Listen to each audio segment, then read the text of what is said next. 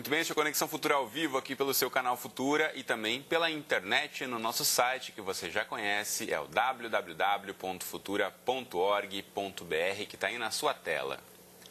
Bom, e dizem por aí que mares calmos não formam bons marinheiros, ou seja, são as dificuldades na vida que fortalecem as pessoas e fazem com que elas aprendam. Hoje aqui no Conexão a gente quer saber se você em casa é vítima ou protagonista. Muitas vezes a gente acredita estar no comando das nossas vidas, no campo profissional e pessoal, mas será que estamos preparados para enfrentar situações nem sempre agradáveis e assumir as responsabilidades das nossas escolhas? Porque muitas vezes assumir a posição de vítima pode parecer mais fácil.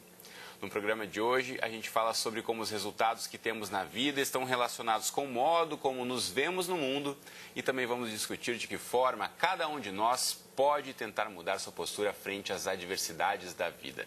Então, para essa conversa, a gente recebe aqui no estúdio do Conexão o administrador e escritor Fábio Zugman. Aqui ao meu lado está a Valéria Wright, que ela é jornalista, advogada e produtora cultural. E também com a gente no estúdio está o psicólogo Eduardo Drummond. E você em casa, como sempre, também é nosso convidado. Então aproveite aí para tirar suas dúvidas, para compartilhar sua história pessoal também, mandando mensagens, comentários e opiniões para a gente. Se você se identificar mais como vítima, como protagonista, se não tem certeza, manda sua dúvida aqui para a gente. Pela internet tem duas formas de você participar. A primeira delas é na rede social. Eu vou colocar na tela para você o facebook.com/canal Futuro Oficial. Aqui você já encontra esse post com essa bela ilustração daquela velha máxima do copo meio cheio, meio vazio. Aí depende do ponto de vista do peixe, né? Esse que está com a cabeça para fora da água, vê tudo meio vazio. O outro aqui, ó, tá bem feliz vendo tudo meio cheio. Você pode curtir, comentar, compartilhar esse post, deixar registrada aqui a sua participação, que daqui a pouquinho eu leio sua mensagem aqui no estúdio. Também pela internet você tem como opção o nosso Twitter, no perfil @Canal Futura, ou ainda aquele bom e velho telefone, que é o 0 operadora 21 3523 4098. Está aí na tela para você ligar para a gente desde já, mandar o seu recado, contar a sua história. Enquanto você faz isso, eu dou boa tarde aos nossos entrevistados. Tudo bem com vocês? Bem-vindos. Obrigado. Tudo bom? Quero começar ouvindo a Valéria, que está aqui do meu lado, ela que tem uma série de histórias inusitadas aí, de exemplos, inclusive, de como ela se coloca como protagonista na própria vida. Eu quero começar ouvindo da história do divórcio. Você era casada por 15 anos, feliz no casamento, estável. E o que aconteceu, Valéria? Na verdade, acabou o amor da minha parte, tinha um desgaste muito grande no casamento e eu achei que não estava feliz, então eu tinha que mudar. Eu ficava casado o resto da vida sendo infeliz e com isso eu acho que eu passaria para o meu filho também, que a dois pode ser uma coisa desgastada e pesada, ou eu mudava toda a minha história. Então eu optei por ser feliz. Então eu resolvi mudar tudo, me separei, resolvi voltar a estudar, resolvi encarar a vida de outro jeito, resolvi arregaçar as mangas e a luta, sem depender de marido, sem depender da família, nunca pedi nada para ninguém, simplesmente me reinventei. Aliás, eu gosto disso, de me reinventar, isso é bom. Bom, Fábio, essa postura da Valéria, infelizmente, não é a que muitas pessoas assumem, né? Assim como ela disse que estava infeliz no casamento, não queria prolongar aquela história, precisava mudar para ser feliz. Muita gente acaba perdurando e ficando em situações, em relacionamentos, por exemplo, né, relacionamentos amorosos que não estão felizes por conta dessa preguiça, dessa falta de vontade, falta de iniciativa. O que falta para uma pessoa que não toma as rédeas do seu destino aí? É por aí. O que eu acho que falta, e eu comecei a ver isso na atuação profissional, o pessoal chegava para consultoria, coach, a gente estava conversando um pouco antes, tem gente que chega com uma postura assim, meu Deus, está tudo errado, eu vou cortar os pulsos aqui, ficar aqui no chão, morrer aqui mesmo, e tudo bem. E tem gente que já chega com problemas menores e fala, olha, eu vou mudar, vou melhorar, vou fazer acontecer e vamos para frente. A grande verdade, na minha opinião, aí temos um psicólogo aqui, é que eu acho que a vítima é confortável. Então é bom você ser vítima. Você fala, olha, tenham pena de mim, o que aconteceu comigo, não foi culpa minha. Então o meu chefe é malvado, o meu sócio é sacana, a minha empresa é ruim, o meu cônjuge está errado. Então sempre é o mundo, né? Sempre é a economia lá fora, sempre é alguma coisa acontecendo e nunca sou eu que tenho que resolver. Para o próprio umbigo para ver como ela poderia mudar sua postura. Exato. E é muito mais dolorido você fazer isso. Porque aí você tem que assumir responsabilidade. Eu era professor, e é uma coisa, todo mundo que já teve numa sala de aula se vê nesse exemplo. O aluno chega no fim do período, professor, meu cachorro morreu, tive que viajar, minha vozinha está doente, só quase que eu passei de ano. Aí fala, pô, mas espera aí, por que você não estudou? Agora, o protagonista é o cara que olha e fala, olha, eu quase passei, falta meio ponto, eu vou estudar mais e vou compensar essa nota. Então a culpa não é do cachorro, da vozinha doente, do mundo. Eduardo, uma postura como essa da Valéria, frente a um divórcio, por exemplo, infelizmente não é o que a gente vê como regra, né? A gente sabe que muitas vezes a separação acaba sendo um momento de drama para os casais que estão se separando. E aí, como já disse também o Zugman aqui, tem muito de como a pessoa vê, né? O que eu posso fazer frente a essa situação que está adversa, que está me incomodando, quero mudar. De fato, como ele disse, é confortável se colocar na posição de vítima?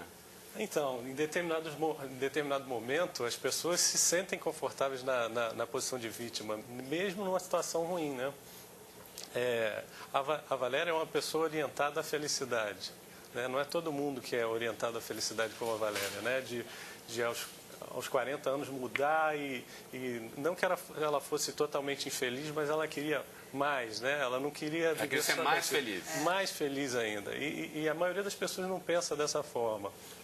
Tem uma coisa que eu enfatizo muito, que, assim, sofrer é fácil, difícil é ser feliz, né? Porque ser feliz... Por que, Eduardo? Ser feliz, você tem que imprimir responsabilidade na coisa, né? Para você ser feliz, você tem que saber o que você quer, você tem que ter os seus objetivos claros, ralar para conseguir o que você quer, né? Mudar, se desenvolver para atingir o que você quer.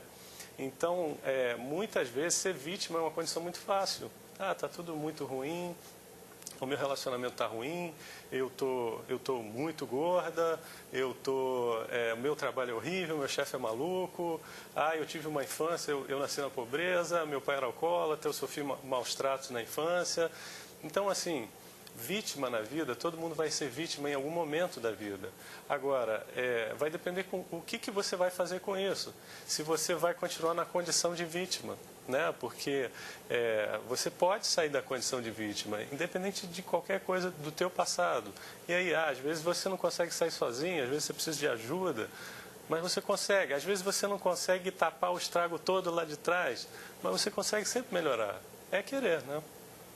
Quero ouvir da Valéria em relação à sua casa, quando você era pequena, você sempre destoava assim com uma pessoa com mais iniciativa, que fazia baderna em casa? Desde pequena eu sempre fui danada, fui levada, não tinha um comportamento muito assim parecido com as outras crianças, não. Eu sempre fui um pouco arrojada. Eu tenho uma história de uma igreja que minha mãe sempre ia na missa e levava eu e minha irmã. E eu já estava de saco cheio daquilo. Teve um dia que o padre virou no final e fez: vamos em paz e que Deus acompanhe. Amém. Eu fui a única que disse lá de trás: Duim, podemos ir embora, mãe? Eu levei muito beliscão nesse dia. Mas isso era um modo que eu tinha de dizer assim: estou de saco cheio, então eu quero fazer uma coisa diferente. Eu não queria mais a igreja. Então eu arrumei um jeito da minha mãe brigar comigo e me deixar em casa para eu não ter mais que fazer uma coisa que eu não queria. Então eu sempre fui arrojada em matéria de iniciativa, de fazer algo que eu quisesse. Minha mãe dizia muitas das vezes que eu era muito egoísta, que eu só pensava em mim, por causa disso. Porque eu acho que ela pensava que eu pensava só em mim. Mas não era isso. Eu só queria, não queria ser uma pessoa pesada, não queria ser uma pessoa triste.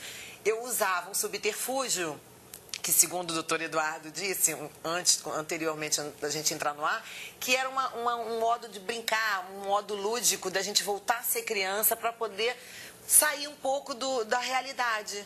E eu concordo com isso. Muitas das vezes eu usava esse subterfúgio de ser uma outra pessoa, de bancar a criança, de fazer uma coisa irresponsável, que era para poder chegar ao topo da onde eu queria, para ninguém dizer que você não vai fazer isso. Então, se eu bancasse a doida, eu conseguia, porque ninguém me dava muito crédito. E assim eu fui levando até a minha vida pessoal.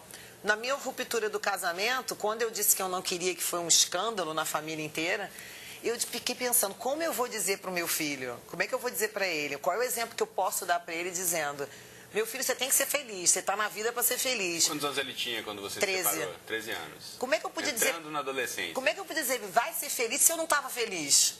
Então, eu pensei muito nisso. Como dar um exemplo se eu não queria isso? Então, resolvi fazer diferente. Eduardo, mas uma questão fundamental quando a Valéria diz que ela, desde pequena, identificava estratégias para ser diferente ou para colocar a vontade dela, muitas vezes, assim como ela também já disse, era apontada como uma egoísta, como, né? O meio, mesmo a família, muitas vezes não entende quando alguém é diferente e luta para manter sua identidade, para seguir seu rumo fora do padrão convencional daquele meio familiar. Isso é complicado para a pessoa que banca. É complicado. No caso dela, por exemplo, ela tem uma habilidade social bem desenvolvida, né? Uma pessoa que fala bem, é extrovertida, alegre, né? E eu não sei se a família dela é igual a ela. Então, você fica... É o diferente da família. Ser diferente é sempre complicado, né? Porque é o mais difícil. É o mais difícil, porque né? Você destoa daquele grupo. Você é o mais difícil. Nas famílias, sempre, como a gente estava conversando agora há pouco, tem aquela figura da ovelha negra. Toda família tem ovelha negra, né? É o cara que bebe, é o cara que é o filho que faz arte, sempre tem alguém. E mal ou bem, essa ovelha negra que ela serve como se fosse um equilíbrio da família, né? Não só na família, mas no meio social também. Você tem no seu grupo de amigos também, tem aquele que, ó vida, ó céus, tudo, eu sou a única que não arrumo namorado, eu sou a única. Tem sempre alguém que faz ó vida, ó céus, né? A vítima. Mas eu nunca deixei chegar perto, assim. Quando eu começava muito assim, eu saía na tangente e ia embora. Zugman, em relação ao ambiente profissional, né, a gente sabe, sempre tem, como já citamos aqui, os exemplos de alguém que reclama, que trabalha demais, que ganha pouco, que é explorado, isso e aquilo. Já tem os outros que se aproveitam dessa condição para se destacar, para se mostrar mais no trabalho. Isso são formas de comportamento que você consegue modificar? Se você identifica que você tem uma postura, que você não está satisfeito como você se demonstra no trabalho, você tem como mudar isso? Com certeza. Eu acho que tudo que você identifica que está errado e você quer mudar, você consegue mudar. Então, eu estou me fazendo de vítima nessa situação, quem sabe eu consiga trabalhar isso, mudar. Agora, uma coisa muito importante, Cristiano, falando em trabalho, em vida profissional, em dinheiro, é que muitas vezes a vítima também sai ganhando. A gente acha... Sempre é bom ser protagonista. É bom ser protagonista porque você está tomando as rédeas da sua vida. É como você quer viver. Agora, o cara que reclama, que passa a perna no outro, que processa o outro, sabe que vai ganhar um dinheirinho a mais e se faz de vítima e fala, eu fui muito prejudicado, também ganha.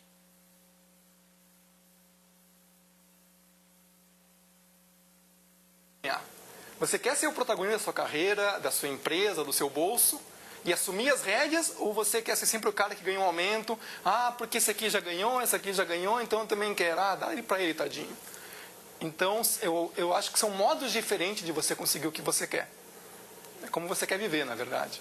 Mas aí como é que a gente consegue tentar pensar em alternativas ou em estratégias para mudar esse comportamento? Eduardo, se você está insatisfeito, se alguém está em casa se identificando mais como vítima ou como protagonista, quer de repente balancear um pouco mais esse tipo de comportamento, começa por onde? Então, eu acho que a primeira coisa é consciência disso, né? Que ninguém muda alguma coisa se ela não tem consciência daquilo. Isso é mais difícil, ter esse autoconhecimento, olhar para dentro, fazer essa autoanálise? Eu acho que é difícil isso, né? Senão a gente só teria no mundo protagonistas, e eu acho que não é o que eu vejo quando eu olho aqui em volta, né? Acho que tem muita vítima. Então, acho que a primeira coisa é consciência. Por exemplo, se um alcoólatra ele quer parar de beber, a primeira coisa é, isso não dá mais para eu ter essa vida. Se eu quero mudar de relacionamento, e o relacionamento está muito ruim, a primeira coisa é, não dá mais para eu viver desse jeito, né? Então, às vezes, muitas vezes o que deflagra a mudança é uma crise muito, muito forte, né? A pessoa vai aguentando aquele sofrimento, vai aguentando, e está dentro do que dá para aguentar, ela vai levando, né?